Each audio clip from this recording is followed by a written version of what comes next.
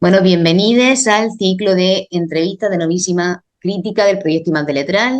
Hoy tenemos el placer de contar con Adriana Rodríguez Alfonso, profesora en el Departamento de Filología Románica de la Universidad de Tubinga. Es autora del libro El Grupo Shanghai en Argentina, Redes Estéticas y Mercado Editorial en Latinoamericano, que saldrá en junio de este mismo año en la editorial Tegroica. Y hacemos esta brevísima presentación para pasar a lo que nos interesa y es escucharte hablar, Adriana. Así que bueno, comienzo con una pregunta de lo más común en la academia, ¿no? ¿Qué críticos, críticas se tienen hoy como referencia en el panorama de la literatura latinoamericana, en tu opinión? Bueno, yo creo que esa es una pregunta muy interesante, pero que claro, depende también de la línea a la cual cada cual se afilie, ¿no? Por supuesto, en mi caso, por ejemplo, desde hace años ya, sobre todo a raíz de ese proceso casi de profesionalización inicial, que es la tesis de doctorado, me he insertado básicamente en la sociología de la literatura, de la cultura, pero específicamente de la literatura, por un lado. Y en ese caso, yo personalmente he seguido, por ejemplo, a académicos como la propia profesora Ana Gallego Cuiñas, por ejemplo, Jorge Locane, Ignacio Sánchez Prado, Gustavo Guerrero.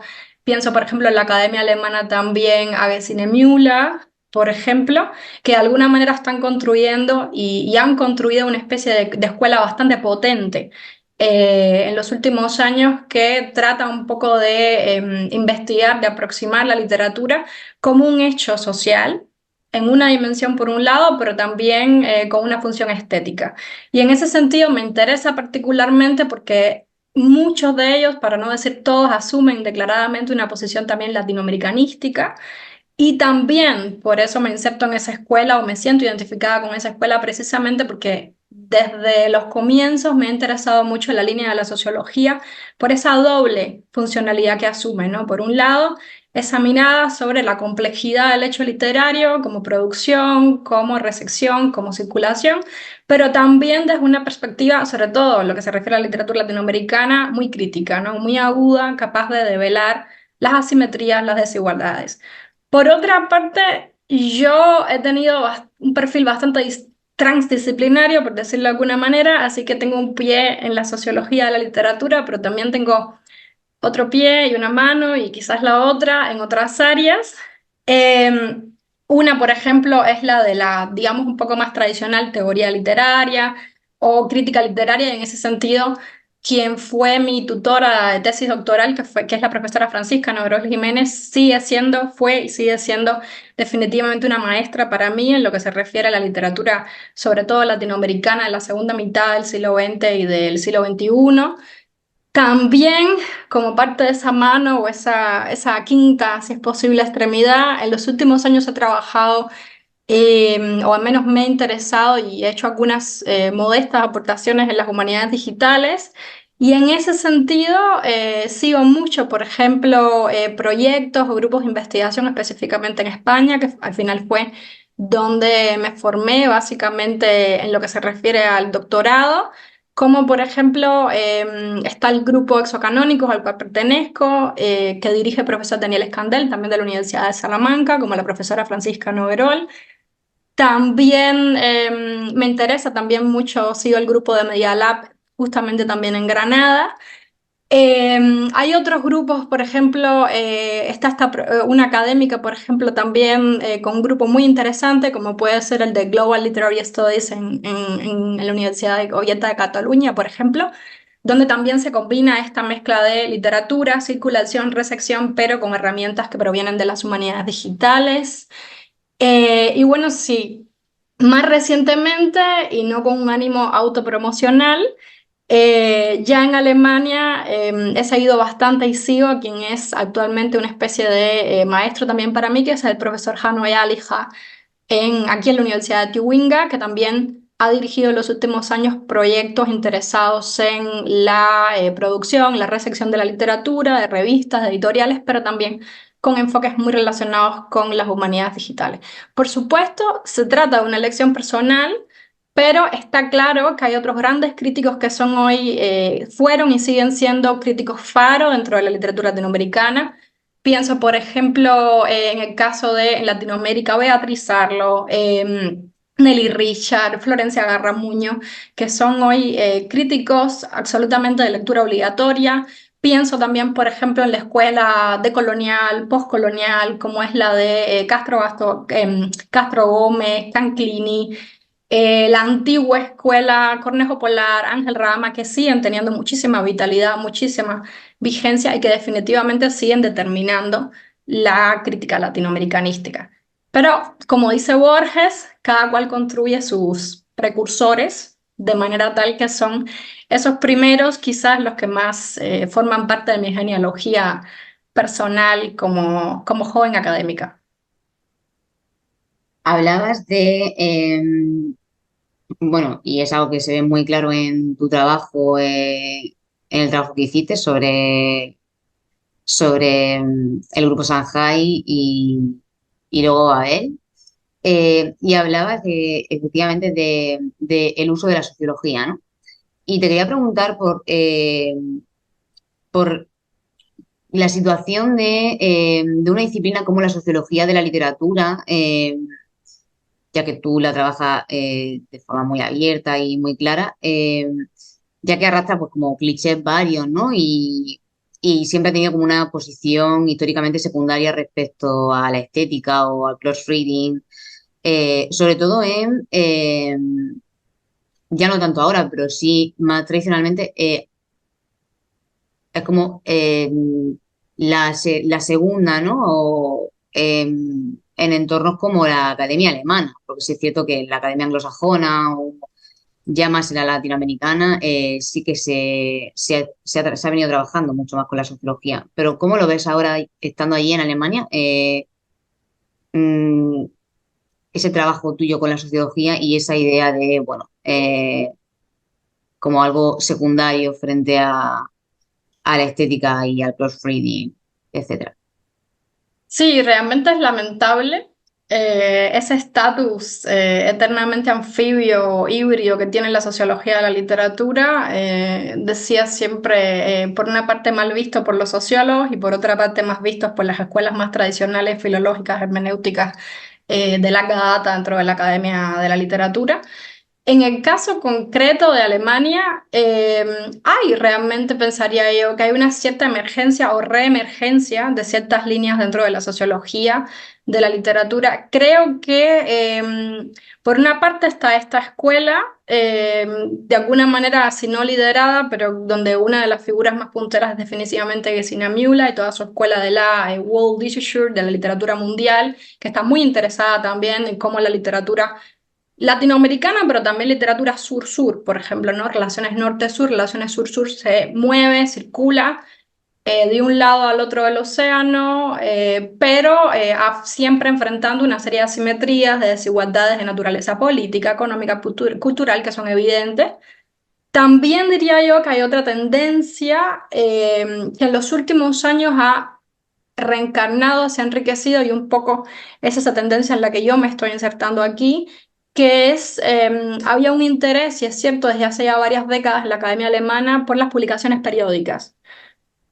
Desde el trabajo tremendo que han hecho la gente del IAI, por ejemplo, en Berlín, hasta determinados núcleos a lo largo de la Academia Alemana. Y en ese sentido, las humanidades digitales han venido a funcionar como una herramienta complementaria, o más bien como una aproximación, herramienta no, como una aproximación complementaria muy transdisciplinar, de manera tal que lo que era un interés, digamos, sociológico de la sociología de la literatura, como es también la circulación de las publicaciones periódicas, ha venido de alguna manera a combinarse ahora con las humanidades digitales. Y en este sentido están surgiendo bastantes proyectos, digamos, o núcleos o cátedras en términos alemanes, donde está floreciendo de alguna manera también la sociología. A tenor de esto que comentabas bueno, de dónde tiene, de tener cada extremidad en una parte diferente, ¿no? Tocando todas las disciplinas, en una tesis doctoral de un marcado carácter transdisciplinar, Eh, sí que me interesa saber cómo piensa la distribución global del saber literario hoy. Si consideras que, por ejemplo, como pasó en el siglo anterior, como pasaba, todavía hoy sigue siendo Estados Unidos, como lo fue en algún momento, ese centro de producción hegemónica de la producción literaria o de formas de pensar, ¿no? Acerca de Latinoamérica, igual que Francia, pues no sé, siempre ha sido como el lugar en el que encontrar las herramientas conceptuales, ¿no? Con las que la crítica latinoamericanista ha pensado la literatura. Y bueno, y más allá de esa distribución global de saber, ¿qué papel crees que ha estado jugando España en estas últimas décadas, o al menos desde tu perspectiva, de tu propio trabajo? Sí, es una pregunta muy interesante. Yo creo que estamos definitivamente en el siglo XXI en una época de cambio, donde desde mi punto de vista hemos pasado o estamos pasando al menos de los centros propiamente de apropiación y también de influencia en materia de conocimiento a una especie de no diría quizás expansión o fragmentación de distintos núcleos a lo largo del orbe, más determinados por ciertas temáticas, ciertos intereses investigativos concretos, con proyectos en concreto, con académicos en concreto, en torno a los cuales eso gira. Me parece, en el caso ya de lo que mencionabas de manera concreta, la hegemonía indiscutible de Estados Unidos, la hegemonía de Francia en un momento determinado, Latinoamérica, España, en esa geopolítica de conocimiento que tú describías. En el caso de Estados Unidos, realmente creo que sigue siendo definitivamente, de hecho, si hay un centro en términos de dictamen, desde el cual emitir ciertas pautas de tendencias, de teorías, sigue siendo Estados Unidos. Es desde ahí, desde el cual de alguna manera se siguen emitiendo, sobre todo en materia de literatura latinoamericana. No solo yo diría que tiene una evidente hegemonía aún en materia de temática o teoría, sino diría que es una hegemonía también lingüística. O sea, es la academia anglosajona el uso del inglés, en la que sigue siendo una especie de piedra de toque en materia de visibilización y legitimación de nuestras investigaciones, lo cual es, por supuesto, definitivamente muy polémico, ¿no? Y nos pone en el cuestionamiento de nuestra labor como críticos. ¿Qué hacer? Por una parte, el inglés sirve para visibilizar, para llevar una audiencia más extensa, más amplia, pero por otra parte, como estudiosos de la literatura escrita en español, y de alguna manera también trabajadores de la lengua en español, hasta qué punto escribir en inglés o escribir al menos todos en inglés no es una manera también de hacer concesiones, ¿no? Hacia quienes dominan lingüísticamente. Por otra parte, es incluso, yo diría que es una hegemonía, al menos en el mundo académico, incluso editorial, porque buena parte de los grandes sellos de distribución de fuerza que tienen gran prominencia son precisamente Cambridge University Press, Oxford University Press, Routledge, todos están en los grandes centros anglosajones. Muchos además exigen de nuevo la publicación en lengua inglesa, de manera tal que siguen funcionando como una especie de gatekeepers hacia cierto punto a la academia anglosajona. Por supuesto, imantando, proyectando lo que le interesa a la academia anglosajona, ¿no? Lo cual de nuevo vuelve a ser muy polémico. En términos de Francia, yo diría que de manera general me atrevería a decir que ha pasado un poco la época de oro de la Academia Francesa en lo que se refiere a la literatura latinoamericana. No deja de ser cierto, no obstante, que hay ciertas áreas en las cuales sigue teniendo prominencia. Pienso precisamente en el caso de la sociología de la literatura, como autores como Bourdieu, por ejemplo, o Dubois, siguen siendo de lectura obligatoria, siguen siendo los conceptos de autonomía, de lucha, de campo cultural, de campo literario, siguen siendo centrales para los estudiosos de la sociología de la literatura. Hay también una escuela más reciente sobre las posturas y las representaciones autoriales, que es también muy francesa y que es también de lectura obligatoria para quienes trabajen esos temas. Pero definitivamente fuera de esos ámbitos más concretos, de esas secciones más concretas, o también para quienes trabajen, por ejemplo, las relaciones entre cine y literatura, pienso, la Academia Francesa creo que está un poco a la retirada en términos de protagonismo para los estudios latinoamericanos. En el caso, pienso que por otra parte la Academia Latinoamericana está teniendo mucha más visibilidad. En ese sentido, desde los proyectos, los proyectos de financiación hasta la visibilidad que el mundo digital, las redes, los blogs permiten ahora mismo, hace que la circulación esté siendo mucho más productiva en ese sentido y que estemos pudiendo ver y leer más lo que se hace en la Academia Latinoamericana, lo cual también está relacionado con cómo está funcionando también la distribución de la literatura, ¿no? Como ya no es necesario leer autores latinoamericanos que se publiquen en España si estamos fuera, sino que es posible a través de todo un sistema de editoriales independientes, locales, que esa literatura llegue a la península o y al resto de Europa, por decirlo de alguna manera, y también circule.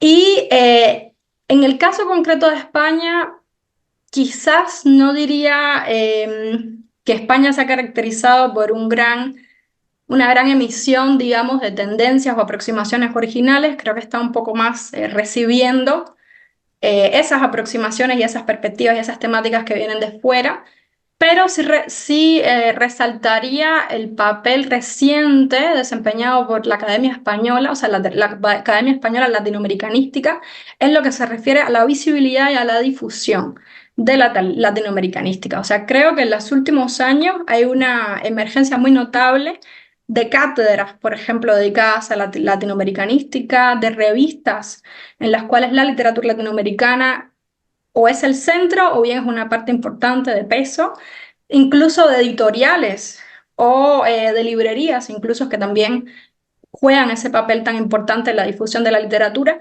de revistas, perdón, de librerías que circulan y difunden la literatura latinoamericana y que están asentadas en España. Y en ese sentido, es muy interesante cómo, por ejemplo, hay toda una comunidad de autores latinos, digamos, de autores latinoamericanos que en un momento determinado se asentó en Estados Unidos, pero que también en los últimos años, pienso sobre todo en autores jóvenes, se han inscrito entonces en España y eso también ha alimentado esa especie de vaso comunicante entre la academia y los autores latinoamericanos. Otras academias, no obstante, creo que siguen, o sea, están teniendo un cierto peso, pasan ciertas zonas en la academia alemana, por ejemplo, pero también en ciertas academias de países, los antiguos países, por ejemplo, de la llamada Europa del Este, que también están teniendo bastante preeminencia. Así que de nuevo, quizás fuera de la evidente centralidad y polémica centralidad que sigue ejerciendo los Estados Unidos, creo que estamos en un momento más bien de fragmentación. Mm, vale, voy a ligar esto con tu trabajo porque me parece como el hilo perfecto del que tirar. Tú precisamente trabajaste en tu investigación sobre Babel y sobre el grupo Shanghai. Trabajaste la internacionalización o mundialización de autores argentinos que comenzaron a escribir en los 80 y los 90, ¿no? Mochita Ronnie, Babel, Pols, perdón, Gebel, Carmen también. eh, entonces, mi pregunta es si en esa línea en la que hablabas de cómo han cambiado, ¿no?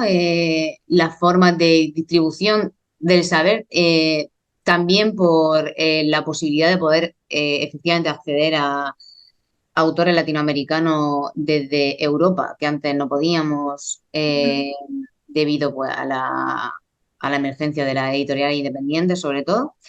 Eh, Te pregunto ahora si dirías que el paradigma o ese camino a seguir que tú señalas en uno de tus papers, cito, tornarse mundial, ¿no? Continúa siendo, en términos generales, el mismo para autores que comienzan a publicar o que han empezado a publicar en estos últimos años, como Mariana Enríquez o Camila Sosa. No, para realmente creo que efectivamente hay un cambio considerable, quizás en los 10, diría 15 años, quizás los últimos 15 años, quizás 20, pero bueno, sobre todo los últimos 15 años respecto a lo que yo estudié en el grupo Shanghai. Precisamente, pero no obstante, una de las, digamos, de los hallazgos más interesantes de mi libro fue justamente el hacer estas comparaciones, ¿no? Entre las diferencias de cómo funcionaba la literatura, la decisión de los autores respecto a en qué editorial publicar y a la circulación o no, a la globalización o no de la literatura latinoamericana a finales del siglo XX y cómo está operando las elecciones autoriales y el mercado en el siglo XXI. Y lo digo porque, por un lado, había una gran línea, o digamos que había un grupo, una especie de semigrupo dentro del grupo Shanghái, donde claramente la aspiración de reconocimiento y de legitimación pasaba por publicar en estas grandes editoriales transnacionales, todas con sede peninsular, que se publicaban en España, que finalmente gracias a eso, recibían además una legitimación lectora. En el caso concreto de autores como Alan Pauls o Martín Caparrós, por ejemplo, recibieron además premios de reconocimiento y de prestigio peninsular, donde los galardones siguen siendo una de esas grandes plataformas del reconocimiento y de la legitimación crítica, etcétera, del llamado capital simbólico borderiano, ¿no? Pero es interesante cómo en otros autores del grupo leo un escenario mucho más similar al que estamos viviendo hoy en la literatura latinoamericana contemporánea.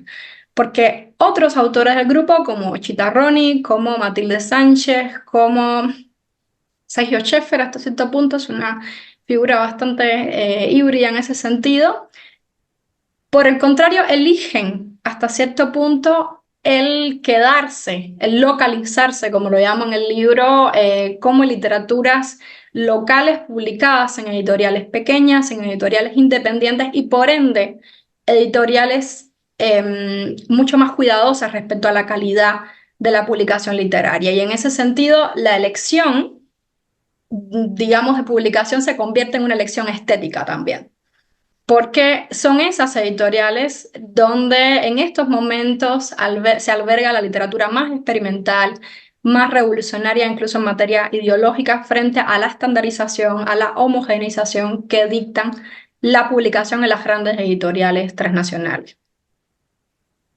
Entonces, sientes como ya no sigue existiendo ese camino, entonces, para Yo tornar. diría que Claro, yo diría que efectivamente que ahora, pienso por ejemplo en el caso clásico de César Aira, que bueno, no es un autor tan joven, pero bueno, sigue siendo un autor vigente que sigue publicando, perfectamente fructífero, que es un autor que elige deliberadamente no publicar en grandes editoriales independientes, sino publicar en esas editoriales locales, porque es ahí donde se alberga eh, digamos, las literaturas más experimentales, más revolucionarias que atentan contra esos parámetros. Y en ese sentido, sigue siendo interesante sobre cómo hay entonces una traslación del capital simbólico, porque publicar en esas editoriales independientes de cara a la sociología de la literatura ha devenido entonces también una manera de adquirir capital simbólico, lo cual es también muy interesante. Sí, o sea, entiendo que es como una especie de signo político, ¿no? Exacto. Un toma de posición política el publicar en esas editoriales. Eh, ¿Crees que va a ocurrir, crees que está ocurriendo lo mismo con ese boom, ese nuevo boom que han tenido, bueno, que han decidido llamar el boom de mujeres latinoamericanas publicadas en editoriales españolas o en editoriales que efectivamente distribuyen en España y que, bueno, han pasado ya de la editorial independiente a los grandes sellos? eh, Ese tornarse mundial sigue pasando por publicar en España.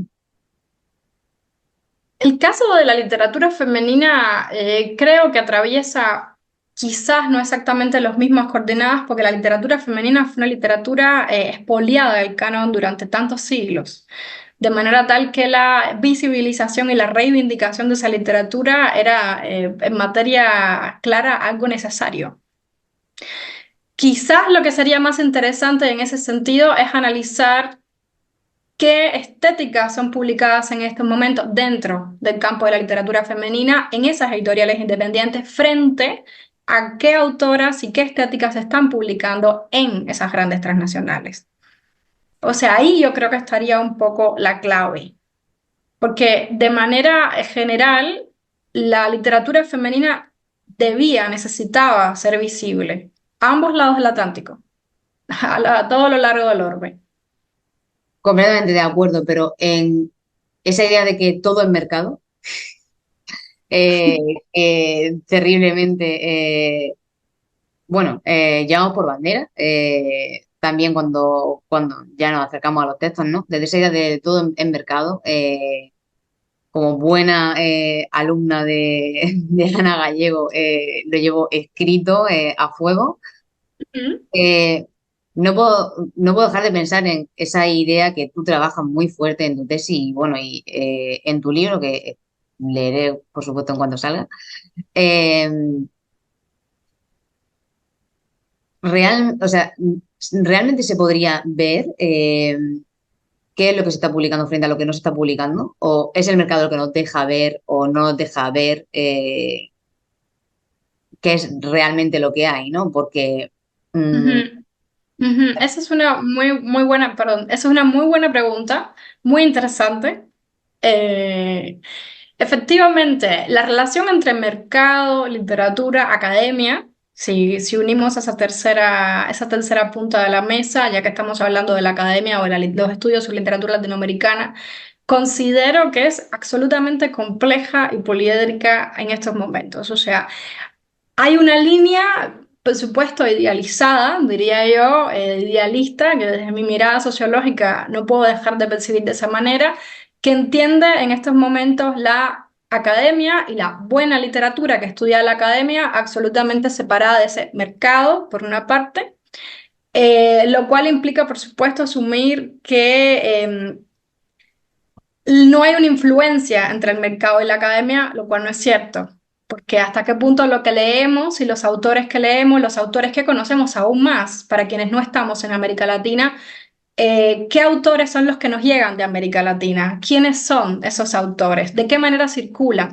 Sí, circulan lo mismo circulan a través de editoriales transnacionales que a través de editoriales locales e independientes, afortunadamente circulan ahora, pero ¿quién hace esa selección? ¿Es el mercado un ente neutral que no interviene y esas literaturas, esos autores nos llegan de manera gratuita? Sí hay una influencia de manera evidente del mercado a la academia. Quizás lo que podría decir para intentar un poco no mirar las cosas desde una perspectiva tan apocalíptica sería que aún, a pesar de que no es evidente, creo que sí hay una correspondencia, una relación en la otra dirección entre academia, literatura y mercado. Lo que quizás es mucho menos visible, mucho más subyacente de lo que era hace 40 años o hace incluso 20 años en la época de los autores que yo trabajé. Pienso, por ejemplo, en casos muy concretos como la mediación, y ahí quizás estaría esa diferenciación importante entre grandes editoriales transnacionales que sí parecen correr en una dirección totalmente allende a la calidad literaria, pero también a la academia, y esas editoriales independientes locales que muchas de ellas son mediadas de alguna manera por la academia. Pienso en cuestiones concretas como académicos que han participado desde la creación de editoriales hasta, por ejemplo, académicos que forman parte del jurado de premios literarios aún en cualquiera de los dos tipos de editoriales, de manera tal que siguen fungiendo como legitimadores o como consagradores de cierta literatura, o pienso incluso de manera quizás más velada, pero por otra parte me parece particularmente evidente el rol que están desempeñando ahora las redes sociales como plataforma que pone en contubernio autores, literaturas y críticos y académicos. Lo que quizás las formas en las que está ocurriendo esto no son ya de las maneras tradicionales en las cuales el crítico funcionaba como esa autoridad escolástica, autoritaria, que pontificaba sobre qué se debía leer y qué no, sino que ahora las mediaciones de la academia y de la crítica sobre qué leer dentro de la literatura latinoamericana funcionan de manera mucho más sutil. Pienso efectivamente desde las redes de sororidad entre críticas académicas y autoras, y cómo esas críticas académicas funcionan también para visibilizar, para legitimizar de alguna manera a esas autoras. Pienso, por ejemplo, en otras redes, quizás las más tradicionales de amistad, a las que dediqué en parte mi trabajo también, que siguen operando también dentro de las redes sociales, en Instagram, en Facebook, en Twitter, circulando de esa manera y haciendo mover las relaciones entre mercado y academia. Me parece de lo más interesante. Eh, Creo que podríamos estar hablando horas sobre esto. Espero que lo hagamos fuera de cámara. Y bueno, quería terminar simplemente preguntándote sobre el devenir de la carrera académica, ¿no? En esta novísima crítica en la que, bueno, como os decía, pasamos por ese, tú ya lo pasaste, yo todavía lo estoy pasando, pasamos por este camino duro y maravilloso del doctorado, ¿no? ¿Qué hay después? ¿Se continúa? ¿Tú estás continuando con lo que con lo que trabajaste en tu tesis doctoral, con lo que vas a ir publicado en tu libro? ¿O se ha ampliado tu horizonte de mira hacia otros territorios, otras formas otras herramientas conceptuales de las que analizar? Eh, y básicamente, pues eso, ¿qué hay después? Después, bueno, voy a dar una respuesta personal y luego una consideración general, creo, ¿no?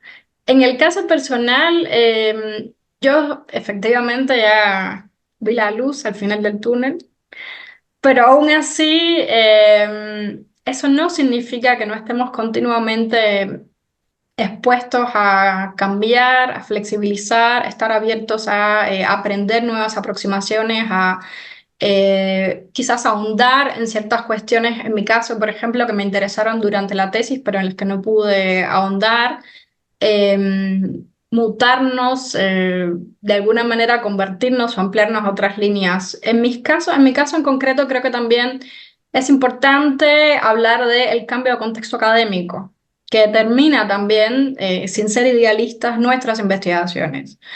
Definitivamente, lo sabemos, los proyectos en los cuales estamos inscritos, los intereses en concreto o las líneas que dominan en una academia, no podemos dejar de estar conscientes que también importan, solo que dentro de ellas hace falta encontrar uno su sitio, ¿no? Y hacer lo que uno realmente le interesa. En mi caso concreto, al haber pasado de la academia española a la academia alemana, mi perfil está en proceso de transición, de cambio o de ampliación, creo que sería mejor, puesto que el perfil que domina, por ejemplo, en la academia alemana es el romanístico frente al hispanístico, y en ese sentido yo me estoy ampliando ahora hacia las literaturas en portugués. Eh, en el proyecto actual que tengo de investigación trabajo otro fin de siglo, el fin del siglo XIX y comienzos del siglo XX, comienzos del modernismo, me he movido hacia atrás. Sigue siendo, es también me parece una etapa fascinante de la literatura y trabajo España, trabajo Portugal y las relaciones transatlánticas de nuevo con la América hispánica y el Brasil, por supuesto. Y en ese caso sigo algunas líneas que me interesan, pero me bifurco a otra lengua o al menos a la simultaneidad de dos lenguas. Eso es naturalmente un reto. Pero sigo, por ejemplo, el interés en la sociología, sigo trabajando y ahondando más en cuestiones de humanidades digitales que no tuve el tiempo ni las condiciones durante mi tesis de doctorado. Me interesa, me sigue interesando la cuestión de las redes, de las comunidades literarias, de cómo se articula, de cómo se construye el mundo literario y qué efecto tiene eso tanto en las estéticas individuales de los autores como en el campo literario del mercado, que también existe y existió en el siglo XIX y comienzos del XX. Pero me extiendo, por ejemplo, en este caso, a una línea que siempre me interesó, en la cual no pude ahondar, que es las relaciones entre ciencia y literatura. Y ahora trabajo, por ejemplo, la influencia de ciertas teorías médicas sobre la locura en la literatura de fin de siglo.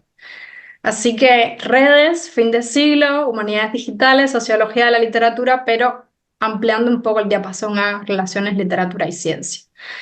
De manera general, el panorama que veo del postdoctorado, del periodo postdoctoral, no es un secreto, es un secreto a voces que es una etapa, sigue, al menos en las condiciones actuales, en prácticamente todas las academias, estamos en un momento de crisis en todos los órdenes, político, económico, cultural, y eso tiene un claro efecto en lo que está ocurriendo en la academia y aún más dentro de las humanidades. No es un secreto tampoco que las humanidades en sí mismas están siendo cuestionadas, puestas en crisis, cerrando departamentos en todas partes, y no es un secreto tampoco que la precariedad está a la orden del día, antes y después. Y en ese sentido, creo que nuestra labor como críticos es, por una parte, esperar, quizás idealísticamente, que venga un mejor momento y mientras tanto seguir haciendo lo que mejor podemos hacer, que es ser críticos anfibios, como decía, investigadores anfibios, como decía Maristela Vampa, iluminando por una parte sobre tendencias, autores, textos de la literatura, pero también asumiendo una cierta responsabilidad sobre qué leer, sobre qué autores visibilizar y asumiendo una especie también de compromiso ético de alguna manera. Ha sido todo un placer. Adriana, muchísimas gracias. No, Sí, dime. muchísimas, quisiera agradecer, de hecho, sobre todo, me hubiera gustado decirlo al principio. Quisiera agradecer muchísimo a ti, Tiffany, a la profesora Ana Gallego, a todo el grupo letral que sigo desde hace tantos años, no solo por mi interés en los estudios transatlánticos, sino efectivamente por las relaciones entre literatura y mercado.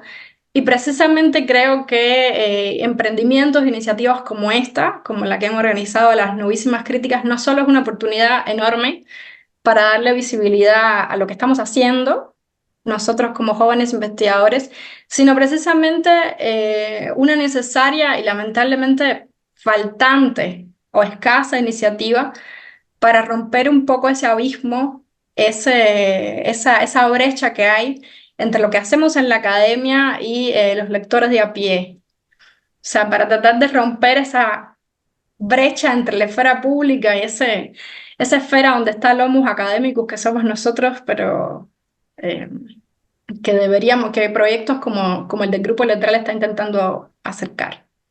Sí, la verdad que todas las gracias al proyecto Letral, bueno, a todos mis compañeros y por supuesto a su directora, a Ana Gallego, que bueno, además creo que trabaja muy en tu línea de salirse un poco ya no solo de acercarnos a eh, o sacarnos de ese academicismo, de ese grupo académico, ¿no? Sino también de acercarnos entre nosotros y darnos la oportunidad de conocernos. Sí, Porque a veces no es tan fácil. Coincidimos en congresos, coincidimos en muchas cosas, coincidimos en publicaciones, pero luego no es tan fácil realmente en todo ese mundo precario en el que la competitividad pues lo es básicamente todo. eh, Establecer esas redes de amistad que lanzaron en buena medida el grupo Shanghai y que con suerte también nos lanza a nosotros. No, no sé si globalmente, pero con suerte un poco a la fuera de la precariedad, que no estaría nada mal. exactamente. Que así sea. Eh, Muchísimas gracias a Muchas gracias, ustedes. Adrián.